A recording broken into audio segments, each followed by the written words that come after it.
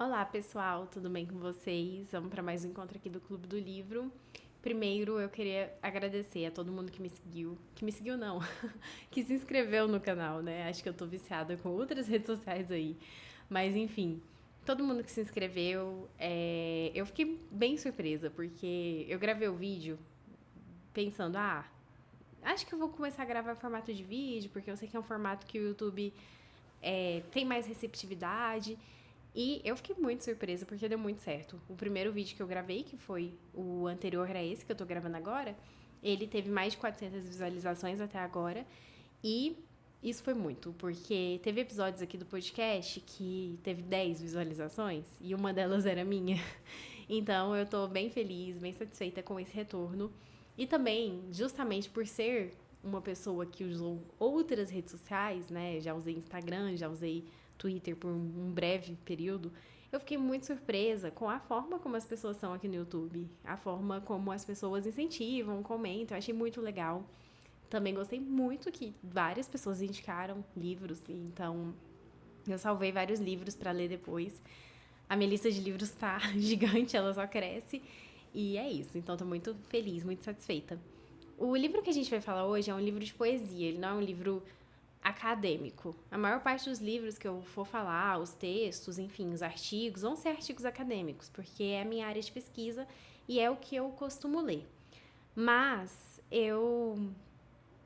justamente desde que eu entrei na graduação, eu me viciei na literatura, na pesquisa, em ler coisas acadêmicas. E parei de ler poesia, literatura, coisas que eu gostava quando eu era novinha. E aí, sempre que eu preciso de um respiro, eu falo, não, eu vou parar e eu vou ler um pouco de literatura. Eu vou procurar alguma coisa para ler. Há um tempo atrás eu li Conceição Evaristo, que, nossa, é incrível. E agora, como eu tô de férias, eu falei, não, eu preciso ler algum livro que não seja que não seja acadêmico. E aí, eu lembrei de uma música da Adriana Calcanhoto que eu gosto muito, que chama Vambora. Nessa música ela fala assim: ainda tem o seu perfume pela casa, ainda tem você na sala, porque o meu coração dispara quando tem o seu cheiro dentro de um livro, dentro da noite veloz. E nessa parte ela tá falando que o coração dela dispara quando tem o cheiro da pessoa dentro do livro que se chama Dentro da Noite Veloz. E eu fiquei, cara, esse livro deve ser muito legal. Eu quero ler esse livro, vou ler.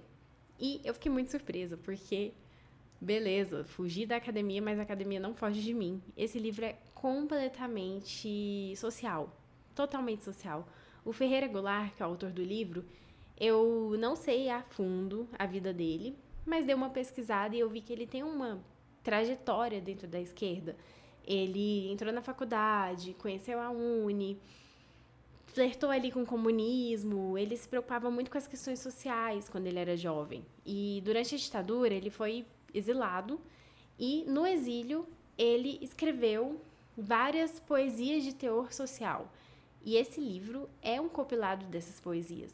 Então, ele teve essa fase da vida dele em que ele era muito preocupado com questões sociais. Esse livro ele tá dentro desse contexto. E depois disso, ele teve passou por outras fases, ele foi filiado ao PT, foi petista, e depois rompeu com o PT, e ao final da sua vida, ele inclusive apoiou o golpe da Dilma. Então, ele passou por várias fases aí, mas acredito que esse livro vem na fase mais importante dele enquanto um militante, assim, nessa época, pelo menos. E aí, enfim, esse livro de poesia, gente, eu não sou especializada em poesia, vou falar aqui o que eu percebi do livro, as minhas percepções e tudo mais. O primeiro poema que ele escreve se chama Meu Povo, Meu Poema. E eu achei muito interessante, essa me parece ser uma bela explicação sobre de onde vem o poema dele. Vem do povo. De onde vem a sua inspiração? É isso, vem da vida concreta, do dia a dia. E todos os poemas dele são poemas que buscam essa materialidade. O segundo poema, por exemplo, e aqui eu não vou falar de todos os poemas, eu vou citar e falar trechos dos poemas que eu achei mais interessante. Mas o segundo poema é muito legal, se chama Bomba Suja. Ele é um poema denúncia. ele vai denunciar a fome, ele vai denunciar a falta de saneamento básico, os vermes, a diarreia, a falta de assistência médica, a falta de acesso a remédios, onde já não se tem o que comer. Em locais de fome, em locais precários, ele vai citar muito a questão do Nordeste, do sertão, e ele vai falar, cara, a pessoa já não tem o que comer e ela ainda morre de diarreia, de corpo vazio. Esse poema é muito forte. Eu trouxe um trecho aqui para vocês terem noção, que ele vai se perguntar, né? Ele fala assim: cabe agora perguntar quem é que faz essa fome? Quem foi que ligou a bomba ao coração deste homem? Quem é que rouba a este homem o cereal que ele planta? Quem come o arroz que ele colhe, se ele o colhe e não janta? Então, a gente já vê aqui um teor social, né? Quem que come? Ele está trabalhando, ele planta, ele colhe, mas ele não tem o que comer, ele está passando fome. Então, quem que come? E, enfim, esse poema, ele já vai abrindo assim um livro, a gente percebendo que tem um teor muito importante de denúncia na poesia dele, desta época. Depois ele vai para um poema que eu gostei bastante, que chama Poema Brasileiro. Essa poesia, ela me fez lembrar do meu estágio. Quando eu estava no estágio, eu tive um professor incrível que ele falava muito que a gente não pode dar aula de história de maneira apática. Ele falou, gente, não tem como você chegar numa sala de aula para falar sobre a Segunda Guerra Mundial, para falar sobre o genocídio dos povos indígenas, para falar sobre, enfim, tantas partes para falar sobre a Revolução Industrial, sobre mulheres, crianças trabalhando, e vocês falarem de maneira apática. Na Revolução Industrial, crianças trabalhavam na fábrica, era normal crianças de 4 anos trabalharem nas fábricas.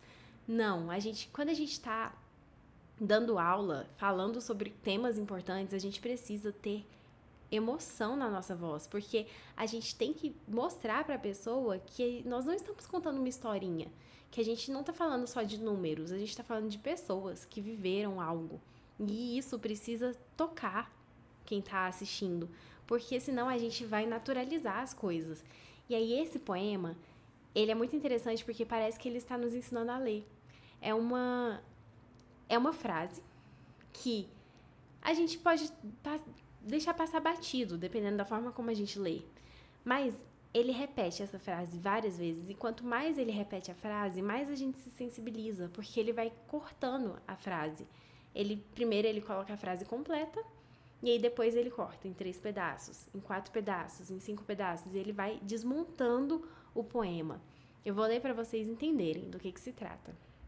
Olha só, no Piauí, de cada 100 crianças que nascem, 78 morrem antes de completar 8 anos de idade. Essa é a primeira frase. Na segunda, ele já corta em 3. No Piauí, de cada 100 crianças que nascem, 78 morrem antes de completar 8 anos de idade. E aí ele corta em vários pedaços agora. No Piauí, de cada 100 crianças que nascem, 78 morrem antes de completar 8 anos de idade. Antes de completar 8 anos de idade. Antes de completar 8 anos de idade. Então esse é o poema. E olha o tanto que quando a gente lê a frase batida, a gente lê rápido. A gente lê assim, no Piauí, de cada 100 crianças que nascem, 78 morrem antes de completar 8 anos de idade. Eu leio super rápido, então eu leria assim. Mas ele fazer a gente repetir faz com que a gente fale, cara, não, peraí. Ele tá falando de pessoas, de crianças que não conseguem atingir 8 anos de idade. E não são só uma pequena parcela, a grande parcela das crianças que nascem no Piauí. Então, é o tipo de poema que te faz confrontar a realidade. Então, esse poema também é incrível. Logo em seguida, ele vai falar de um outro poema, uma outra poesia que ele escreveu. Ele expõe a realidade do trabalho oculto. E aí que a gente fala, não, materialista na veia. Incrível esse poema, que se chama O Açúcar. Esse aqui eu tenho a impressão de que eu já tinha ouvido ele antes. Em algum momento, alguém recitou, não sei se no colégio, mas eu tenho uma sensação de que é um poema que eu já tinha ouvido. Ele vai falar sobre o trabalho oculto nas coisas, porque tudo que existe ao nosso redor, tudo que a gente usa, é fruto do trabalho humano. Esse cachecol que eu tô usando é fruto do trabalho humano. A mesa que eu tô usando é fruto do trabalho humano. O microfone foram pessoas que produziram, foram pessoas que pensaram. Tudo que a gente tem é fruto de trabalho. Nada vem do nada. Mas o capitalismo, para criar uma coisa que a gente chama de fetichismo da mercadoria, ele desassocia o trabalho do trabalhador. Então a gente fetichiza as coisas como se elas viessem do nada, como se elas fossem sagradas, como se elas não fossem fruto de trabalho e de um trabalho explorado. Então, esse poema, ele é muito interessante porque muitas vezes a gente tenta explicar para as pessoas isso, explicar o que é ser um trabalhador, explicar que a pessoa é um trabalhador, mesmo que, sei lá, às vezes ela seja empreendedor, nananã, mas explicar que nós vivemos uma sociedade em que a base social é o trabalho e que esse trabalho é explorado.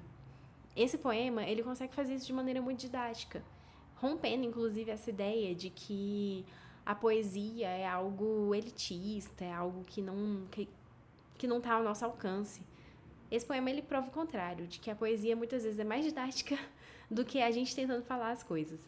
Olha só, gente, eu peguei só um trecho, tá? Eu recomendo que vocês leiam o poema inteiro, eu recomendo que vocês leiam o livro, na verdade. Todos os livros que eu leio, eu recomendo, mesmo quando eu não gosto muito, assim, porque, enfim, vale a pena a leitura, né? Mas vamos lá. O branco açúcar que adoçará o meu café, nesta manhã de Ipanema, não foi produzido por mim, nem surgiu dentro do açucareiro por milagre. Este açúcar veio da mercearia da esquina e tampouco o fez o Oliveira, dono da mercearia.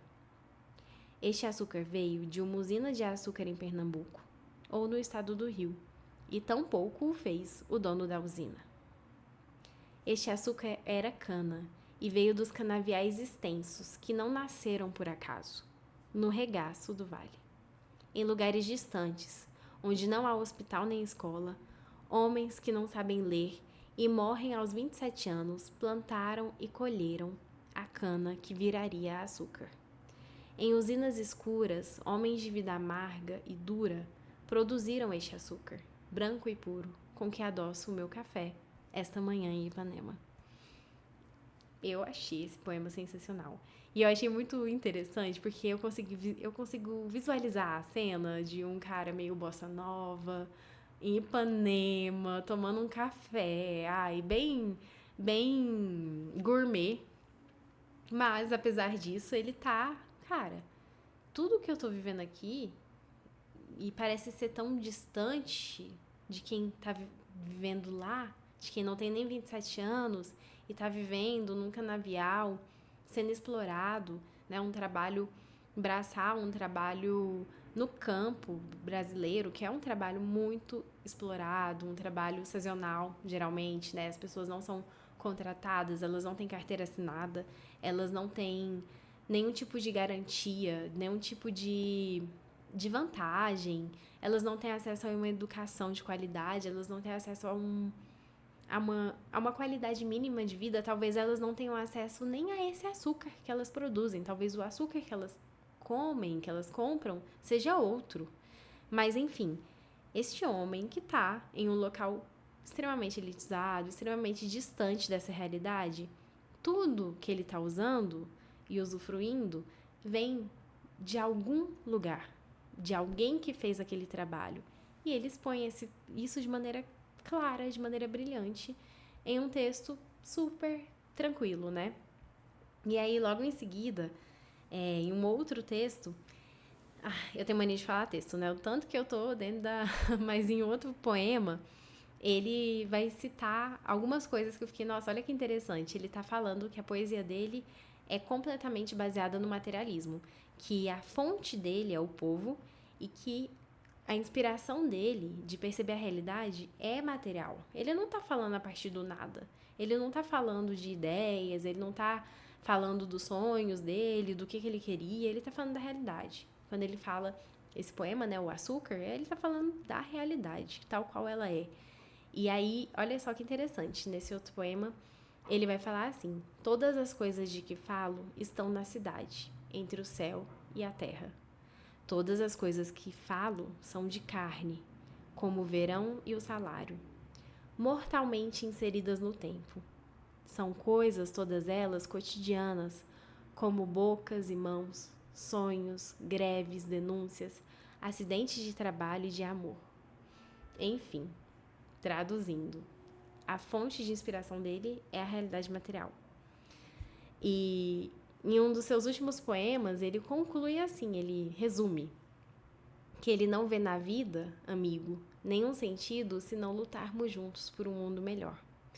Então, este livro é um livro que tem um caráter muito social, é um livro que faz uma poesia de denúncia e ele me fez pensar muito sobre a importância da arte enquanto esse instrumento de reflexão, de protesto. É muito importante que a gente estude, que a gente leia textos, que a gente leia Lenin, que a gente leia, enfim, teóricos, mas também é muito importante que a gente leia a literatura e a gente vá para esse local da arte, não só literária, mas o teatro, enfim, a arte que a gente tiver acesso, nem que seja pelo YouTube. É muito importante a gente perceber outras formas, sabe, de percepção da realidade, que não seja só a teoria, até porque a teoria, ela às vezes é muito cansativa, ela é muito dura. Ai, enfim, né? Eu gosto muito, muito de ler, mas eu sei que no dia a dia a gente tá cansado e nem sempre a gente quer. Então, é legal ter livros como esse, que é um livro fácil, que é um livro didático, que é um livro que poderia ser substituído por um feed do Instagram, por exemplo, na hora de sentar e relaxar. É um livro que dá pra gente pegar e ler, sabe? Assim, nesse sentido de ler para relaxar.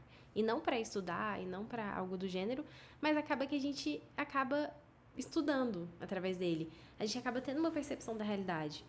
Então, é muito... Eu gostei muito por causa disso, né? Ele vai trazer temas como trabalho, violência, o materialismo, só que de maneiras muito didática, muito simples, assim. E é interessante porque a poesia ela é colocada num local de ser inacessível, de ser elitista e tal, mas essa poesia ela merece muito ser resgatada. E eu sei que existem vários autores e existe toda uma questão em relação à poesia, né? De ser um pouco inacessível mesmo. Mas eu achei que Ferreira Goulart é um autor, neste livro pelo menos, é um autor muito tranquilo de ler e merece muito ser resgatado. Então, obrigada, Adriana Calcanhoto, por ter indicado na música. E é isso, pessoal. Hoje o vídeo vai ser só sobre isso. Esse foi o tema. Mas semana que vem, provavelmente, eu vou estar falando sobre um artigo. E aí, acabou a literatura, voltando para o academicismo, por assim dizer, eu vou falar de um artigo super curtinho, de 4 páginas que eu tô lendo, que eu peguei esse artigo em um vídeo que eu tava vendo do Jones Manuel e ele indicou esse artigo. Eu fiquei, nossa, interessante. No próximo, quando eu for falar do artigo, eu vou contar a história do artigo. E é isso. Ele também vai ser muito legal. E depois disso eu vou falar sobre um artigo que eu escrevi, que é sobre a inteligência artificial e o trabalho, a precarização do trabalho. Então, essas são as próximas leituras, esses são os próximos temas. Mas depois disso, eu tô aberta, assim, eu tô pegando as indicações, eu tô pensando se eu não leio o Capital, enfim, eu vou vendo o que eu vou ler depois disso. E é isso, até a próxima. E muito obrigada novamente por assistirem, por se inscreverem, quem se inscreveu. Tá sendo muito legal, eu tô gostando muito. Até a próxima.